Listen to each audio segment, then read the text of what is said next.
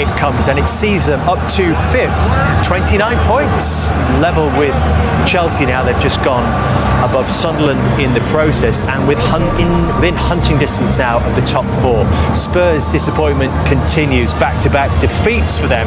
They're sliding 13th now on 22 points from their 17. Absolutely. Well, let's head straight back to the ground and hear from the Liverpool boss, Arne Slot. I would agree, not perfect, but in terms of the performance and result, another small step forward. Yeah, the difficult thing in football, that's not a difficult thing, and that were the worst minutes of our total game. I think if I can calm down a little bit and erase that from our memory, I think there's a lot to like also in our performance. And in the end, I've stood here many times that I liked our performance a lot, and we weren't able to get the 3 points. Now, for a large part, I like the performance, and we have the 3 points, so I have to tell myself that as well. The last, 10, 15 minutes did feel a bit like the Leeds game. I'm sure it did even more for you, but why in that part of the match against 10 and then even 9 weren't you able to settle it down and control it?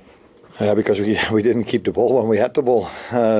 Kicked it away, throw it away, and of course, if it's 9, 10 or 11, it's hard to prevent the goalkeeper from kicking a ball long. And they went for the duels, they got a few free kicks, got a few throw-ins, maybe even corner kicks, I think. So yeah, it became very hectic and chaotic in the end. And the moments then when we had the ball, instead of just keeping it and making it big and play the ball from foot to foot, I think we lost it every single time after 2 seconds. Yeah, but again, the focus is mainly on the last 10 minutes till now in the interview as well. I guess the one thing you could like about that from Arne Slot's perspective, it's the first time they've registered back-to-back wins since September, but the word chaos was used in that interview, and it really was quite chaotic, especially when Tottenham were down to 9 men. How do you describe and explain that? Well, I don't know if you can really. There's no excuse for they're champions, they're current champions, and with quality players.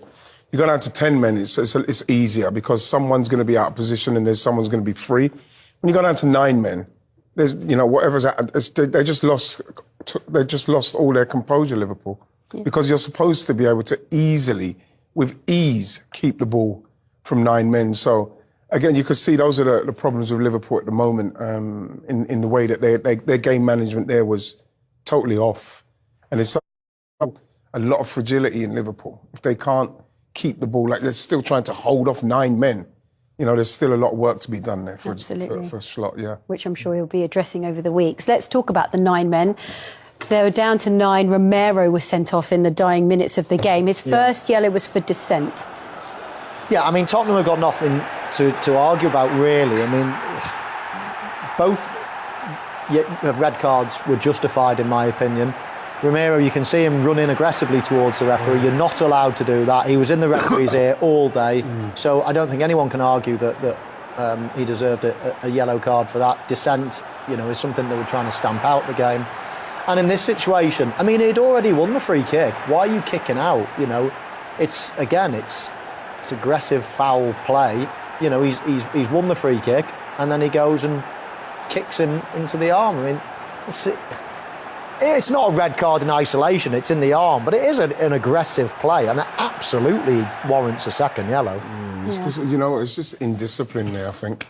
You're at that stage of the game, the manager, it's a World Cup winner, this is an experienced player. Yeah. You think to yourself, right, we're back in this game, we're getting ourselves back in this game, and then you've got one of your most experienced players, kicking out at players. There's no excuse for that. If he got fined for that, he's got no comeback. You can understand if the free kick went the other way and you was like, oh, Liverpool won the free kick, and you're so frustrated last few minutes and you kick out. You've just won the free kick, right? Get up, let's get into the box. You can score a goal. It should be a happiness feeling, but it should be something that you think positive. But he's still wanting to kick people, even when he gets the decision. It was real for a captain, for a leader, for an experienced player, real ill discipline, and Tottenham can only blame themselves.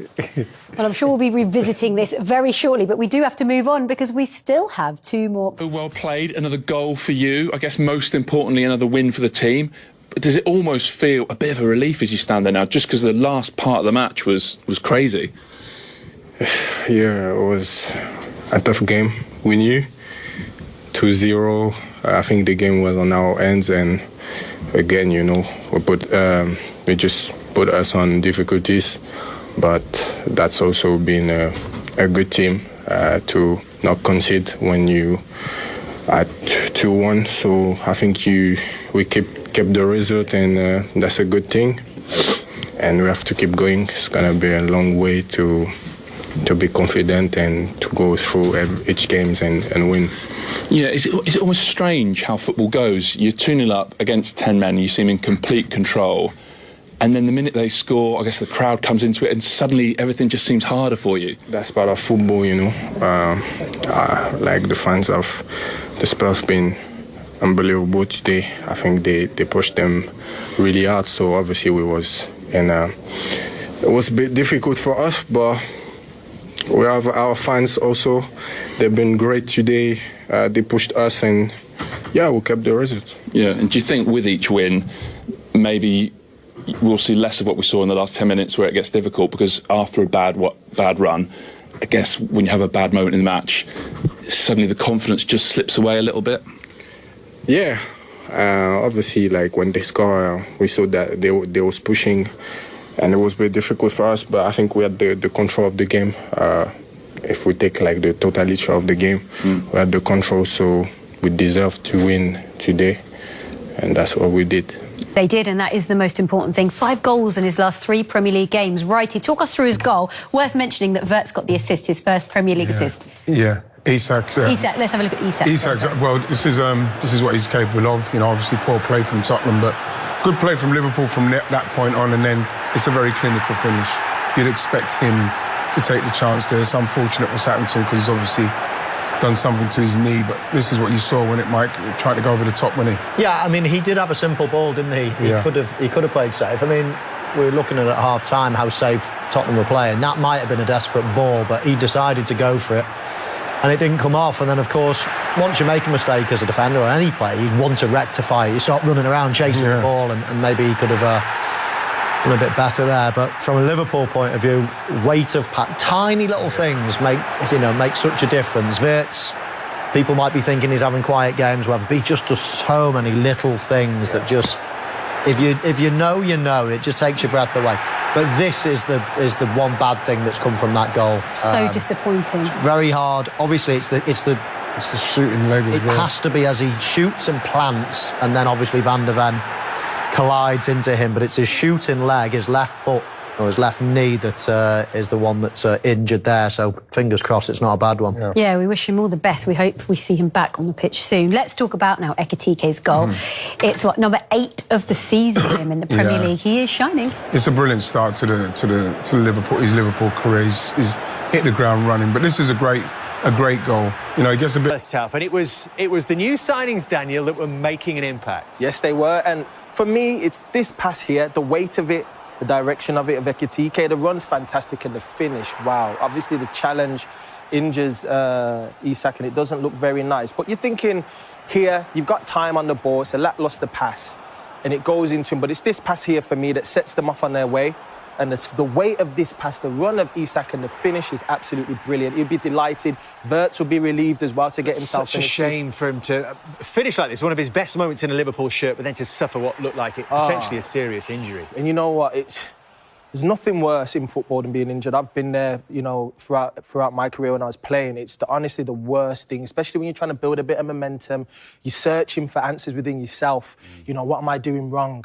Then you get a goal and you're thinking, all right, now, and instantly when you score, something goes wrong. I think from Tottenham's point of view, we highlighted Kudus as well there, and the fact, his reaction, your team has got 10 men.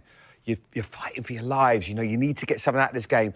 They lose the ball, he just jogs back, he leaves Wirtz. This is now a running game. You can't have luxury players. You've got to do more for the team, and that's why we highlight him there. What about the second goal, Jamie?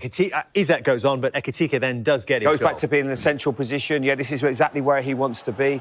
Liverpool now nice and calm, they're composed. And Frimpong, of course, comes on. Absolutely. You know, he gets in these one-on-one situations. We haven't seen enough, but this is his position high up the pitch. He's not predominantly a right back. You can see Ekitike there. He's just limping into the box, limping. The ball then gets played in. I think this is a foul. I really do. I can't believe that Romero's not got a free kick there. You can see Ekitike at the bottom that he's limping. He's actually struggling with a bit of an injury. He gets himself into the box. The fact that it loops up. It's all a ploy, mate. You know what I mean? Daniel, what's your view on this? You think it's a foul? I like the timing of the jump. I think the timing of the jump's what, you know, yes, does he have his hands on him a little bit? Absolutely he does. Well, this is the clearer indication of that, I think, from this angle. We'll see. Does he have his hands on his back? The timing of the jump, for me, is beautiful. Of course, as a defender, you'd be upset, but foul or the not? reverse is, I don't think it is, because the reverse is, as the striker in that situation, how many times that happens in a game, you don't get a foul, you know? So I like it. I think it's a very nice finish for him. But, yeah, of course, and the defender... he makes the most of it, but it's definitely... And then, obviously, the consequence of that is because he's furious, because it's been given as has not been given as a foul, runs after the referee. You can't bump into the referee like he does and gets himself a yellow card, which obviously has a huge consequence later on in the match. 2-up, we think it's game over. But does Richarlison bring a bit of fire to the game, Daniel? He always brings that fire, that spice, you know, and playing against Liverpool, the former Everton player, of course, he's going to have a little bit extra in it. And he's always part of the action, always, you know, getting involved in something. Finds himself in a nice position, and the finish is always a nice central area where you want to be, making sure you're ready for anything that's going to bounce around in there. And it was a calm. He is definitely a pantomime villain at the moment, though, when he does all this. Look, but isn't it so unusual from Virgil van Dijk? Gary said on commentary when he goes to clear the ball. No, I wouldn't say it is. I wouldn't say it is. This season, Virgil at the moment, not this season. No, I think this sums up the two of them. Konate and Virgil is just not that normal class and quality that we see. And then you can see. I don't know if we see what the angle here, but he runs in here. He gets Ekitike in some kind of grip as well. Look at him, look. He's just doing something. Always, what are you doing? Why are you choking him from the back? Like a chokehold. There's no need for it. No, there's absolutely no need. Help himself. The rest of the game was played on this kind of edge, and I wonder if that's what Romero sort of got dragged into. He was left upfield. He's not normally that sort of player, is he? Well, he was left upfield, wasn't he, to try and win anything that he possibly could at the top end of the pitch, wasn't he? So that was his first yellow card. I get it. Look, Daniel doesn't agree, and that's fine. I totally respect his opinion, but I think that's a foul. And I would shouldn't be bumping the referee, should you? No, anyway? You can't. But obviously he knows it's a big moment in the game, and then this one with. So can he win the first ball? Yes, he does that, but then he gets in a tangle on the floor. See, you're on the floor, bro. Cool. I'm trying to get up. You're trying to get up. Why are you kicking out? Why? Give me a good reason why you've done this. There's not a single need for you to do that. Absolutely no reason at all. I don't know if we can just see that again. I didn't see that first angle before, but Konate actually leaves a bit on him first. So he's actually quite cute because he knows he's not going to get caught. Can we see that, guys? I might put you under a bit of pressure here. Little bit more. There's no need for them. Sorry, Olivia. I know you're doing a great job here. They're all this one here, but watch Konate. Look, he definitely looked a little bit as well. Just from there, that's great. And then, look, he definitely gives him a little bit of a knee. Just there. You know what I mean? And it's just like... We'll get the microscope out and have a closer look later. But it does look he fell on him. But whether he should do that in front of the referee... No, you can't do that, though. It's ridiculous. He's got Spurs down to 9. And it felt like they were right on top of that moment. And maybe the next goal, if it was going to come, was going to go their way.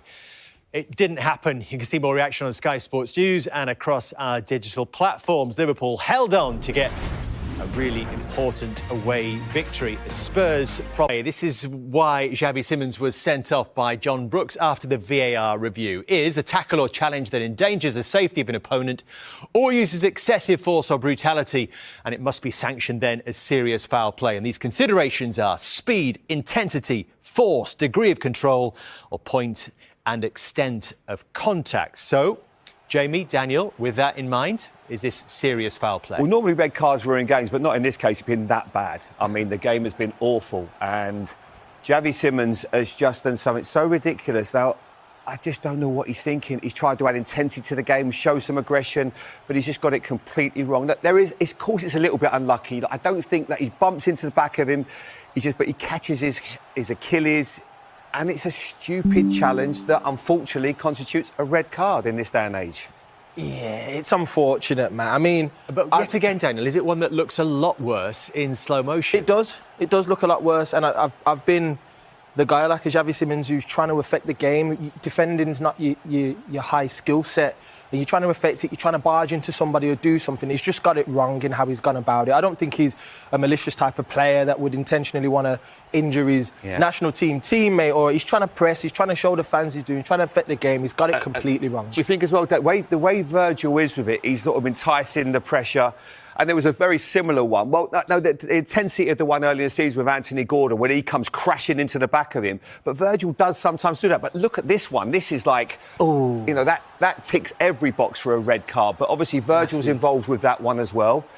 That's a lot worse. Yeah. But you can just see there was enough in the other one with Xavi just for it to be a red card. And I really don't like to see players. I don't think it's malicious. It's a fellow countryman. I don't think he wants to hurt him. Yeah. It's just a complete accident that, unfortunately, I feel just brings a red into Obviously the game. very different incidents, and your point is about Virgil just dwelling on the ball sometimes, but he does it purposely. He doesn't need to see a gap or open up, but he does get caught at times. Does this put the onus on Liverpool now to go and win it? Yes, very much so. They've got, attackers on the bench, of course, who can come on.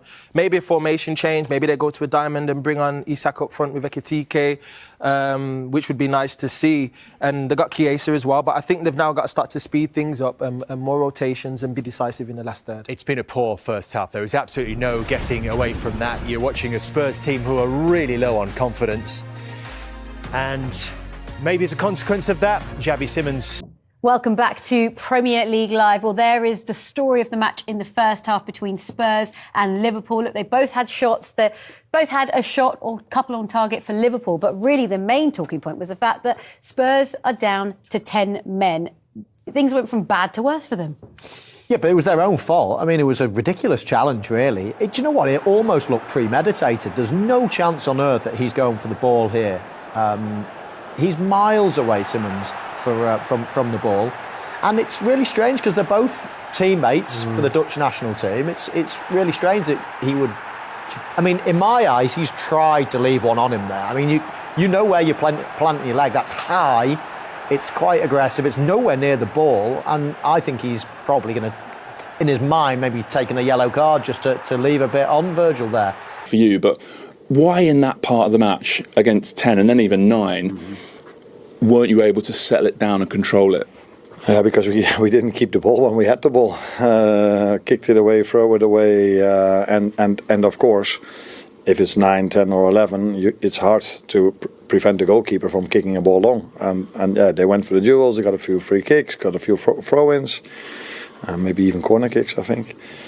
So yeah, it became very hectic and chaotic in the end. And the moments then when we had the ball, instead of just keeping it and making it big and play the ball from foot to foot, I think we lost it every single time after 2 seconds. Yeah, but again, the focus is mainly on the last 10 minutes till now in the interview as well, and also in our mind. But there was a lot to like before that. Go on, tell us about those bits. What did you like? I think, again, we had good control over the game. Both teams didn't create that much, and I think that's something, except from the second half against Brighton, we saw a lot lately. Another time, a win. I think now 6 times unbeaten, 4 wins, 2 draws. That comes a bit closer to what we expect from us. And we are definitely not perfect yet, but again, both of our number 9 scored. Alex, another goal, and Hugo, another goal. So... again, positives to take from this game. But yeah, in the Premier League, there's never a game boring, isn't it? Certainly not. Do you watch that? I mean, forget the sort of last bit and think, does it make you feel any differently about the formation or the shape that you've shifted to, that maybe it's more of a short-term solution than a long-term solution?